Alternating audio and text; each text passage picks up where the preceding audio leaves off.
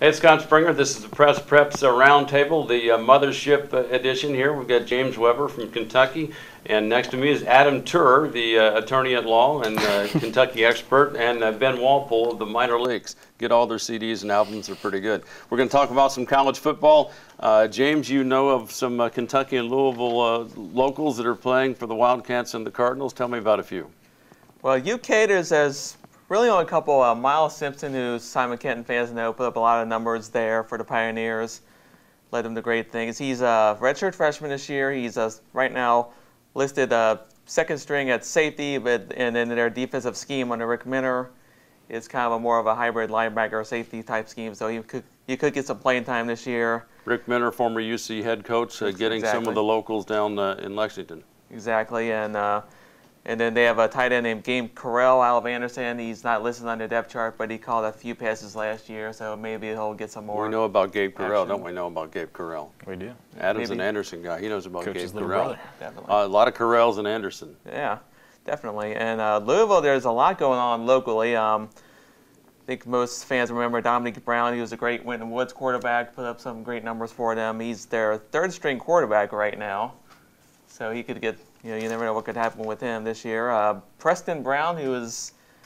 name I didn't follow, but he's a Northwest graduate. He's a great player there at Northwest, yeah. Yeah, he's listed as a starting linebacker this year. So that'd be fun to watch. They have another Coleraine grad named Tyon Dixon, who's listed at linebacker right now on the depth chart. And Charlie Strong is lucky to get some Coleraine grads because the Coleraine staff is not really happy with Yeah. Charlie Strong these days. That's true. And then another one, Josh Chichester, the name a lot of Cincinnatians know from Lakota West. He's one of their top returning receivers at tight end. He's a senior this year, and That's 6'10". yeah, something like that. Yeah, Just throw it up and he Plays goes like and gets it. He plays and like then one more, possibly Josh Blazer out of Cufcate could be their punter this year. So that's a lot going on at Louisville right now. All right, Adam, you cover the Mount and other parts around the area, and the Mount and Thomas More both always get a fair amount of local kids. Yeah, Mount St. Joe and Thomas More are both looking to win conference championships this year. Thomas More is looking for a four-peat in the PAC, the President's Athletic Conference. They've won 3 in a row. They haven't lost a regular season game since 2008. They got a lot of local kids. Junior quarterback Rob Hughes, Northern Kentucky high school star. He's, I think, Newcath, I believe. Yeah, he's going to be their starting quarterback again. Big year for him. Last year, he led them to the playoffs, second round of the Division III playoffs in his first year starting. A lot of talented skill players around him helped him out. I think this year, the plan is for him to really elevate his game and kind of lead those skill players, and they hope to make a deep run in the postseason. Some other kids from there. Kevin Naltner is a local kid. He went to the University of Tennessee not to play football, transferred to Thomas More this year, and he's going to play football again. He's battling for a starting job on the offensive line.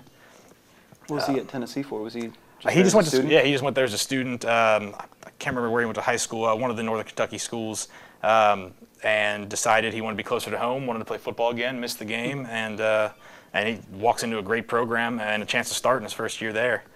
Some other kids, Kendall Owens is the do-everything guy for the Saints. Senior captain, running back, kick returner, punt returner. He'll catch passes out of the backfield. He'll line up in the slot. He's a big playmaker for them. Do you have an early pick in the Bridge Bowl? The Bridge Bowl right now. I mean, it's got to be Thomas More again. They've just been so consistent these last few years, and really ever since Coach Hilbert took over there. Mount's been up and down. They won the conference 2 years ago after dominating the conference for so many years under Rod Huber. They had a couple 500 seasons. Last year they fell back to 5-5, and they're looking to just get the program, get some momentum again. How about Rod Huber? Do you think every now and then he should work in some decaf? He's a very volatile, excitable dude. He is my favorite coach to talk to. I talked to probably 50 coaches this year, high school and college, getting together preseason previews. Rod is definitely the most entertaining because he holds nothing back, and he'll let you know how he feels about his team and his players. Some of it can't go on the record with, but he's definitely fun to talk to, and he's passionate about his program. He ran the Jordan Shipley camp at Sycamore this year, and I was going, wow, does this guy ever stop? What a motor. Yeah, I mean, I don't know how any kids can not give 100% for him. And your former coach is on staff there, Vince Siriano. He is. Anderson legend. And this year will be interesting because Rod has gone back to taking over the defense. He's been a defensive coordinator before. He took the head job at the Mount. This year he goes back as the defensive coordinator and actually brought back Ron Cordini, who was the head coach prior to Huber taking over, as his co-defensive coordinator. So now you got Huber and Cordini taking care of the defense. Vince takes care of the offense. They got some other good assistants who are familiar with the local high school area, and they can just focus. Vince, you got offense, Rod takes care of the defense. And they've done a good job getting a lot of kids that might not have made it at a bigger school but still have some football left in them, and they go over there and do well. And Thomas More, same way in Kentucky. And the thing about the Bridge Bowl is that Jim Hilbert is an Elder grad and was a Mousy Joe coach, and he's brought a lot of these Elder and LaSalle kids. They're now ignoring the school in their backyard to come across the river, and that's been a big key for them. And it's funny to talk about. That rivalry is great because so many of the kids grew up playing either together as teammates or playing against each other all through high school and Pee Wee football, and now they're playing against each other in the Bridge Bowl every year, and it's a great game, and it's something all the kids love because it's kind of the culmination of their entire playing football careers from playing Pee Wee football, junior high, high school, and now they're still competing against some of the same guys. It's a lot of fun for them.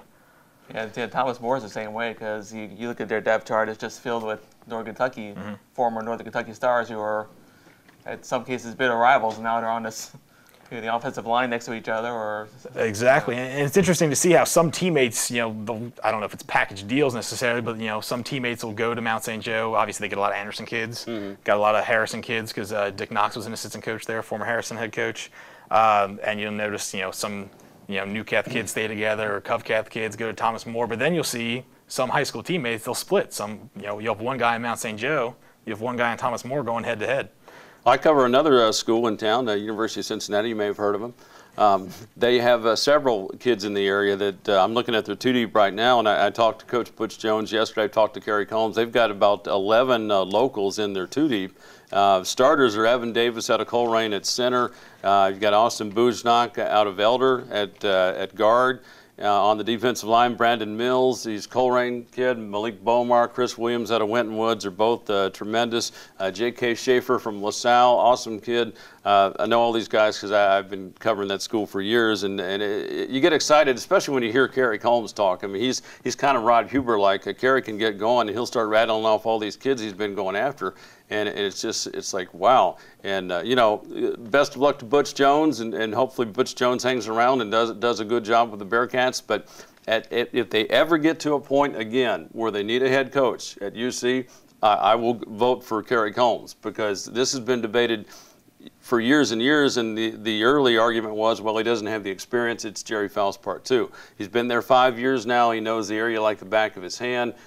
Dude can sell the program. Butch Jones, I'm not trying to run Butch out of town, don't get me wrong, but at some point, if you want to be the University of Cincinnati, not the University of Stepping Stone, if you get to that point again, you got to stick with Kerry Combs. So he gets my early vote. God bless you, Butch Jones. Please stay in town. Get it done for now. Well, that's been a big point of emphasis for them in the last, 5-6 years, is to recruit Cincinnati, keep the big talent. Well, they've said before, if they could get all the ones that they could get, they would never leave town. Now, they're a national program, Big East. They have to go out of town and go get kids, and they do. They do. Florida's heavily recruited. A lot of areas they get good kids. But, seriously, if you can get an A.J. Williams not to go to Michigan at Sycamore, not to go to Michigan and stay in Cincinnati, if you can get a Benson Brown maybe to not go to NC State, you can go on and on. Andrew Norwell, we talked about it, Anderson's going to start for Ohio State this year on the offensive line. He is a big dude. I mean, you ever watch Anderson play when he played? I mean, it was like the running backs had 5 yards once they got the ball. A tremendous player. He'll be good for the Buckeyes. Ohio State gets a lot of good local kids. But, back to the Bearcats, if they could get all those kids, they've all played in the Skyline Chili Crosstown Showdowns at Nippert. They'd stay at home and play right there. Sure.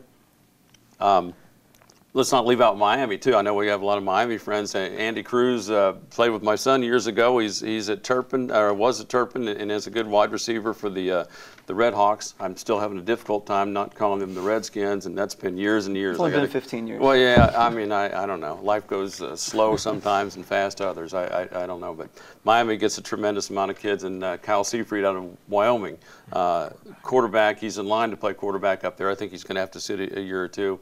I'm sure there's some more there that I'm missing, but you know, Miami also does a very good job of keeping the kids in town, and there's plenty in town. And you know, Spencer Ware. Out of Princeton, a multi-sport kid. Well, it's cool to see, you know, when a kid does so well in town, but then goes kind of to maybe, I don't know, a non-traditional program for a Cincinnati kid. You know, to go to LSU, you don't see that a lot of times. They stay on the East Coast of the Midwest. He went to LSU, played quarterback at Princeton, ran the spread out there, and now he's in line to be the starting tailback for Princeton, or for LSU this year. He had 100 yards in the Cotton Bowl last year as a true freshman. So obviously he's got a ton of potential. So, and he also played baseball. I turned on the TV one day. There's Spencer Ware, you know, hitting like second or third for the Tigers in baseball. You know, multi-talented kid. Obviously that's a great baseball program as well. So. Now we could sit here and do this video on and on and on, and probably leave out 10, 15 kids. So I know you're going to write in and tell us who all we left out, but we're doing our best to pick out some of the ones that we recognize. Have we left any out that any major ones out? Luke Kuechly, St. X grad, preseason All-American linebacker at Boston College. Big expectations for him, and it's pretty cool because he could be the second Cincinnati All-American linebacker in the last couple of years. Greg Jones from Moeller and Michigan State led the nation in tackles as a linebacker. So Kuechly's following that Cincinnati tradition. Been watching preseason football the other night. How cool is it to turn on and watch the Minnesota Vikings and see Kyle Rudolph being featured? They even had him mic'd up. Kid played at Notre Dame, played at Moeller. Excellent job. Was it Elder? It was Elder. It was Elder. It was Elder. Boy, I'm in trouble now, aren't I? Played at Elder. He was a heck of a Panther, I tell you what.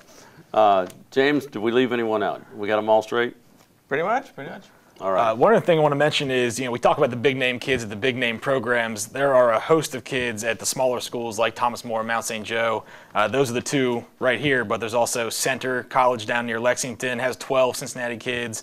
Wilmington College has 12 Cincinnati kids. Wittenberg has 8. Muskingum has 7. So if you're looking to follow, you know, and there are kids from small schools and big schools. You have kids from Ohio Dominican is another one Yep. that they get some locals too. You have kids from Colerain playing on the same team as kids from Cincinnati Christian, and you know, playing against kids that they never would have played with or against, you know, in high school, and competing on the same level playing field is pretty neat.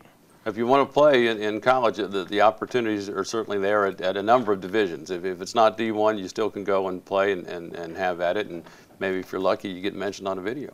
Never know. This is our college edition of the Press Preps Roundtable. Adam Turer, attorney at law.